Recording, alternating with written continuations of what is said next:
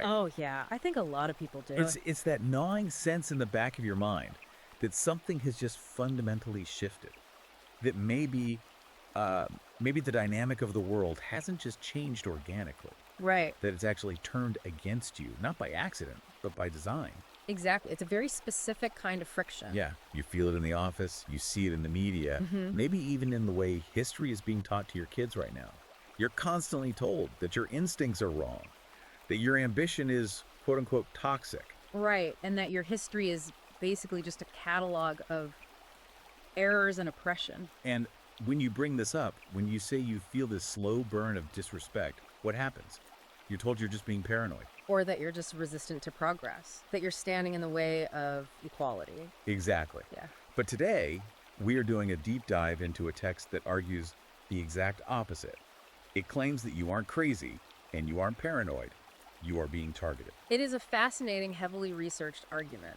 It really is. We are looking at the explosive ebook called Leftists Eat Themselves, Deconstructing Marxist Ideology by Conrad Riker. And look, before we get any further into this, I need to say this right off the bat. Yeah, you really need the source material for this one. You do. If you want to survive the culture war, if you want the actual instruction manual, you need to get this book. Go to Amazon Kindle or Google Play Books right now and buy Leftists Eat Themselves. It's not a light read, but it is an essential one. Absolutely. Yeah. And while you are pulling that up on your phone or tablet, do us a huge favor. Hit that like and subscribe button on our feed right now. We're going to be covering some intense ground today, and you are going to want to stay plugged in. For sure. So let's just jump right into it. What is the core premise here? Because Riker isn't just complaining about wokeness on the internet, right? No, not at all. He's building a very structural, historical argument. Okay, so break that down for us. What is the thesis? So Riker's core argument is that the Marxist project didn't actually fail. Even though everyone assumes it died when the Berlin Wall fell. Right. We think of it as this 20th century economic failure. But the book argues that the ideology didn't die, it just swapped its target. Swapped its target to what? It moved from economic class, the proletariat versus the bourgeoisie, to gender. Specifically, he posits that it shifted to targeting men in order to dismantle what he calls the natural order. Wow. Okay, so instead of eat the rich, it's essentially Eat the men. eat the men. That is wild. Yeah, the book argues the goal was to capture modern institutions. So we're talking schools, HR departments, the courts, and the ultimate aim is to break the male spirit. And he's writing this for a very specific audience, isn't he? He is. It's clearly intended for men who are already somewhat awake to this. Men who identify as red-pilled, men's rights activists, or honestly just any guy who feels that institutional friction we were just talking about. Well, let's start with the workplace, because I think that's where you first really hit that wall. Riker uses this term, and I want to make sure we define it because it sounds almost hyperbolic at first. The gynocracy. Yes, the gynocracy. What does he actually mean by that in a corporate setting? Because surely he's not just saying, oh, there are female bosses now, and that's bad. No, he's very careful to distinguish that. It's not about women simply being in leadership positions. Okay.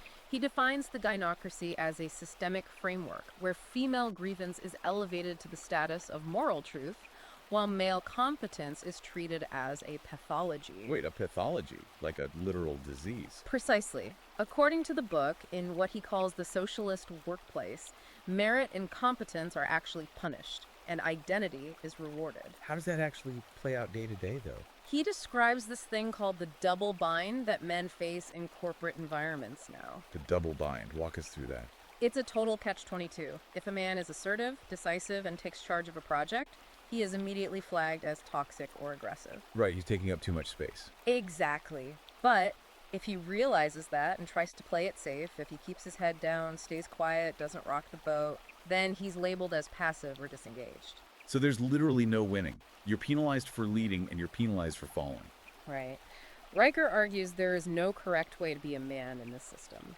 It feels like the game is completely rigged. Yeah. But does he back this up with actual evidence, or is he just kind of airing grievances? Oh, he brings receipts. One of the main pieces of evidence he cites is the famous Google HR leak from 2018. Oh, I remember hearing about this. Yeah. The book highlights that in this leaked training module, traits like confidence and direct communication were explicitly flagged as signs of male bias. Confidence is a bias. That's just being good at your job. Not according to that framework. Yeah. Riker points out that from an evolutionary perspective, men are naturally wired for direct action and confidence. Right. So by labeling those specific traits as a bias, these corporations are effectively taking the biological default of men and labeling it as a defect. That is a massive paradigm shift. Yeah. It's essentially outlawing male nature in the office. And it goes even further than that. Riker also digs up these DEI training slides from Google in 2022. Okay, what did those say? He points specifically to slide 37, which allegedly stated, word for word, "Male pain is not a priority. Our focus is on marginalized identities." Male pain is not a priority. That is stark, just out in the open. Riker calls it the quiet part, said out loud. He says this proves that the institutional goal isn't equality at all, it's replacement. Wow. He ties this into a psychological concept called the women are wonderful effect. It's a documented social bias where people subconsciously associate more positive attributes with women than with men. And he's saying that bias has been weaponized by HR departments. Exactly. Under this dinocracy, male ambition isn't seen as a resource for the company. It's treated like a public health risk that needs to be managed and suppressed. There was another example in that workplace chapter that really stuck out to me, the Goldman Sachs story. Oh, the collusive bonding incident? Yes. Okay, explain this because I found this totally baffling at first. It's a really fascinating case study. Basically, there is an official HR investigation into a group of male traders at Goldman Sachs because they had a private Discord server. Right, a private chat. And what were they talking about? Insider trading, No, they were talking about hiking and playing poker. hiking, and poker. Yep, and the HR department officially labeled this as collusive bonding. Collusive bonding. I mean, usually when you hear collusion, you think of like corporate espionage. Yeah. What does that even mean in this context? Well, in organizational psychology, it usually implies a group conspiring against management. But Riker notes that in this specific case, the term was applied simply because these men were gathering exclusively with other men. So the collusion was just having friends. Basically. Riker argues that the modern corporate state views bonded men as an inherent threat. Why? Because if men are loyal to each other, if they have that brotherhood, they aren't fully dependent on the corporation or the state for their social validation. Nice. So that bond has to be investigated. It has to be broken up or labeled as exclusionary. The system fears bonded men. That makes perfect sense. And it's the perfect transition to the next part of the book. Because if they were trying to break these bonds in the boardroom, Riker points out that the conditioning starts way earlier. Long before they get a job. Right, in the classroom. He dedicates a whole section to what he calls the emasculation of education. Honestly, this is one of the darkest chapters in the whole deep dive. It really is. He argues that schools have essentially become re-education camps. Their primary function now is to pathologize normal boy behavior, things like high energy, roughhousing, stoicism, and treat it all as toxic. Yeah, he shares that story about the 12-year-old boy in Colorado. That was tough to read. The one in the mental wellness circle. Exactly. So picture this. A middle school class is forced into this emotional check-in circle. Everyone is supposed to be sharing their feelings, crying, being vulnerable. And this one kid, this 12-year-old boy, he just sits there. He folds his arms, keeps his jaw tight, and absolutely refuses to cry. And what happens? Because of that refusal, he gets sent to the school counselor. He gets written up for not crying. Yeah. Riker actually cites the counselor's report, which claimed the boy was displaying signs of toxic masculinity because he was, quote, emotionally closed off. Which is insane. Right, because Riker frames this completely differently.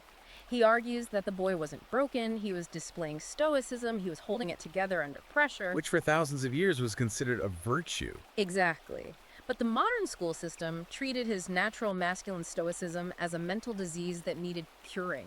They want to crush that instinct before it can fully form. And it's not just about emotions, it's about how boys play. He brings up the famous Pop-Tart incident in Texas. Right, the kindergartner. Yeah, a 5-year-old kid chews a breakfast pastry into the vague shape of a pistol, goes pew-pew, and gets suspended from school. On the surface, people just call that a zero-tolerance policy gone wrong, just bureaucratic stupidity. But Riker says it's much deeper than that. He does. He argues that suspending a child over a pastry isn't about physical safety. A Pop-Tart can't hurt anyone. It's about policing the male imagination. Policing the imagination. Yes. They are pathologizing the innate male instinct to play at being a warrior, to be a protector or a fighter. By severely punishing the pastry gun, they are trying to shame the instinct itself out of the boy. So they're punishing natural behavior in the present. But they don't stop there. They also attack the role models of the past. The erasure of great men. Right. I think most people listening have noticed that history curriculums are changing, but Riker lays out the actual strategy behind it. And again, he connects this directly back to Marxist theory. How so? In classical Marxism, they reject the great man theory. That's the idea that history is driven by unique, powerful individuals, right? Exactly. Marxism rejects that in favor of collective struggle. They believe individuals don't actually matter, only the masses do. So any historical figure who exemplifies exceptional male achievement is a threat to that worldview. Which is why we're seeing figures like Thomas Edison, Nikola Tesla, Winston Churchill just slowly scrubbed out of textbooks. Rubbed out or entirely villainized.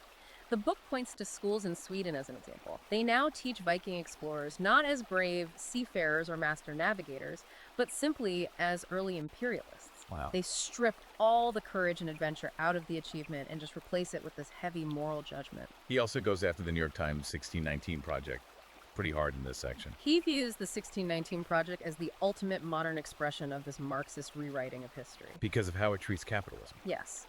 The book argues that the project attempts to reframe American capitalism, which Riker sees as the direct fruit of male innovation, risk-taking, and industry, as being entirely the result of slavery and oppression. It delegates all male achievement to theft. And what is the psychological endgame of that? If a kid grows up thinking Edison was just a villain, why does that matter to the system? Riker argues it's about neutralizing ambition at the root. If you tell boys that their ancestors were monsters, you guarantee that they won't aspire to be heroes. Because they carry that inherited guilt. Exactly. If your grandfather was a hero, you spend your life trying to live up to him. But if you're taught he was a monster, you spend your life apologizing for him. It breaks the psychological lineage.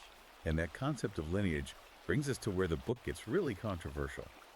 Because Riker claims this whole process, the woke HR, the schools, the history, isn't just accidental. No, he traces it directly to the source code of Marxism. And it all centers on the destruction of the family. This is really the intellectual core of the deep dive. He points straight to Friedrich Engels. Specifically, Engels' work, the origin of the family, private property, and the state. Most people hear Marxism and just think about factories and workers. Why were they so obsessed with a family unit?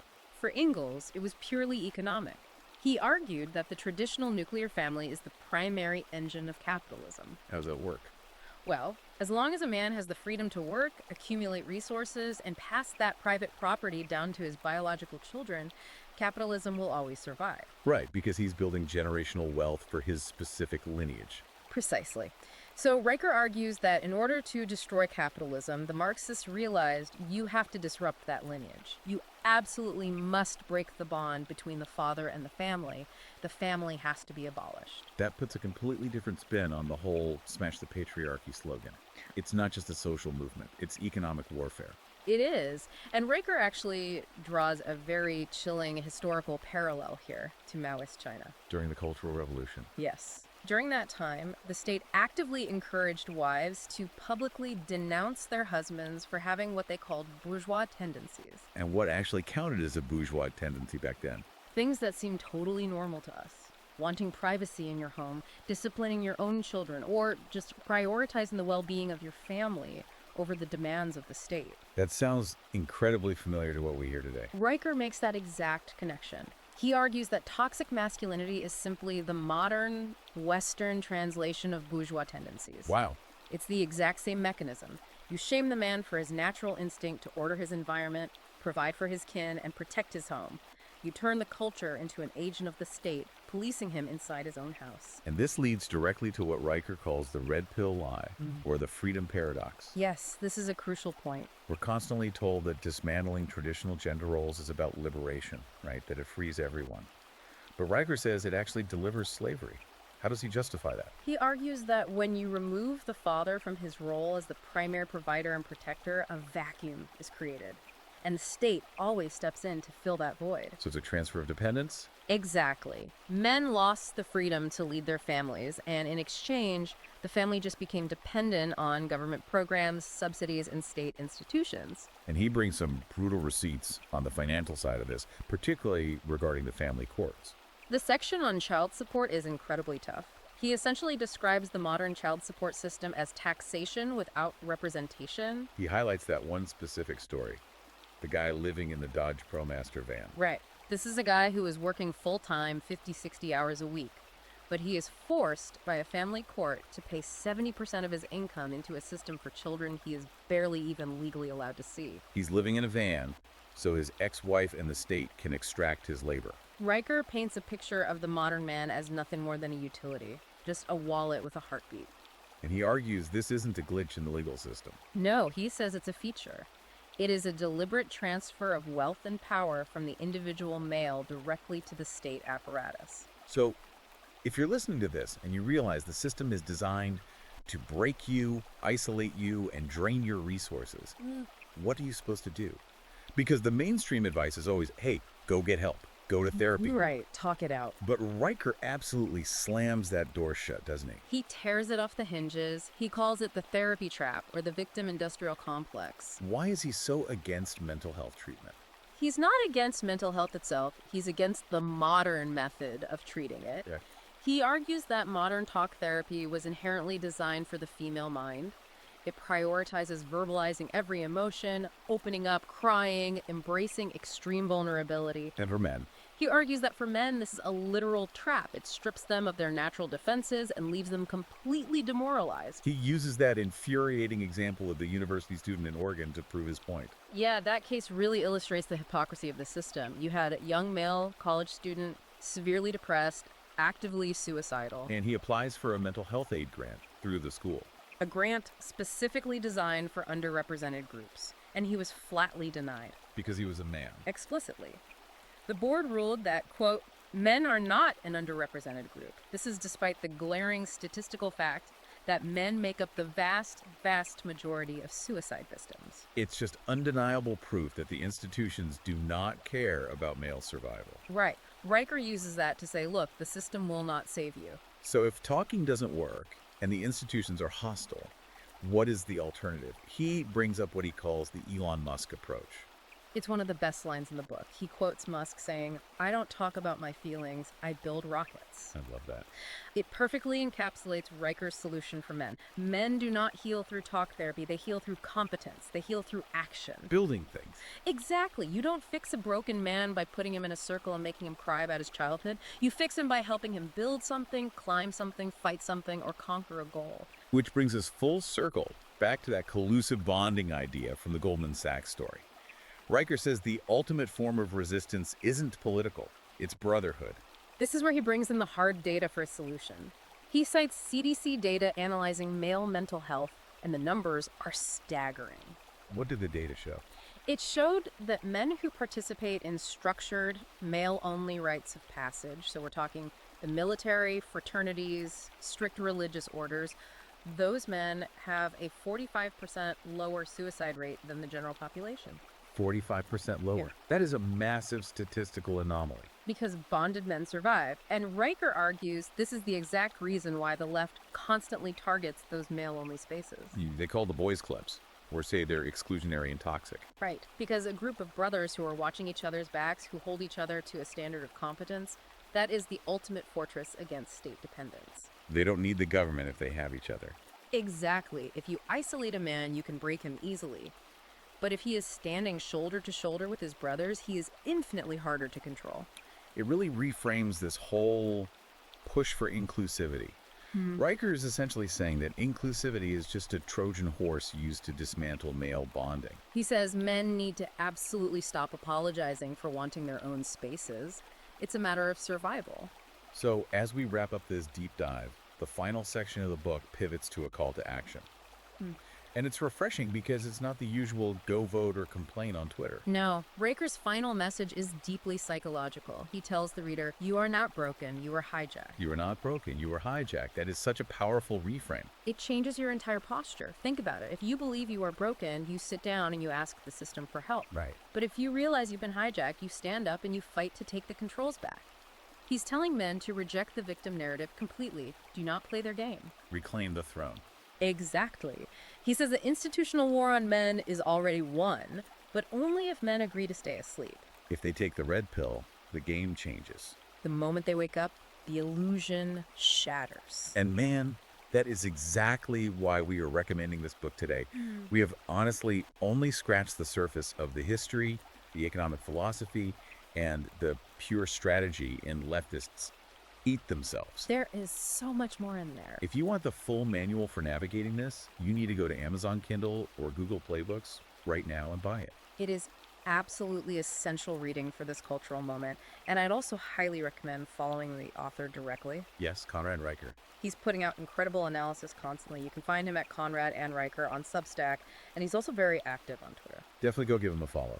He is articulating things that you are just never going to see on the nightly news. Never. And hey, if you found value in this deep dive today, if you want us to keep decoding these kinds of controversial, hard-hitting texts for you, make sure to like and subscribe to our feed right now. It makes a huge difference. It really does. It helps to keep the lights on and keeps the truth coming directly to you. Absolutely. So we're going to leave you with one final thought from the book. Something for you to carry into your office, your home, and your week. Riker suggests that in a system that is entirely designed to erase you, your personal success is the ultimate act of rebellion. Think about that. The most punk rock, rebellious thing you can do in 2026 is to be a strong, masculine father who leads his family, achieves competence, and absolutely refuses to apologize for it. The future belongs to men who refuse to be erased. Go buy the book. We will see you on the next deep dive. Stay dangerous.